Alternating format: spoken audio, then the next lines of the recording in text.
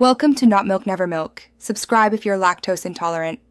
In this video, I will explain how to change your Nissan Sentra key battery. It's a simple process that you can do at home with just a few tools.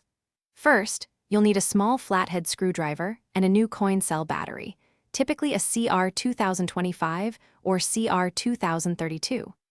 Having a clean, well-lit area will also make the process much easier and help prevent any small components from getting lost. Now, let's open up the key fob. Begin by pressing the release button on the back of the fob and sliding out the emergency key. This will reveal a small notch at the bottom of the key fob. Carefully insert your small flathead screwdriver into this notch. With a gentle twist, you'll feel the two halves of the key fob case begin to separate. Work your way around the seam to fully open it. With the key fob open, you'll see the old coin cell battery. Gently pry it out of its holder. Pay attention to how the old battery was oriented. Typically, the positive side, marked with a plus sign, faces down.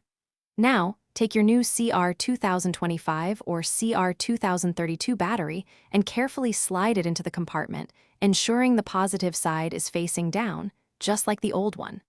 Avoid touching the battery's flat sides. Almost done, carefully align the two halves of your key fob case. Press them firmly together until you hear them snap securely into place all around the edges. Next, slide the emergency key back into its designated slot until it clicks, indicating it's fully seated. Finally, take a moment to test your newly reassembled key fob. Make sure it successfully locks and unlocks your Nissan Sentra. You've successfully changed your key battery.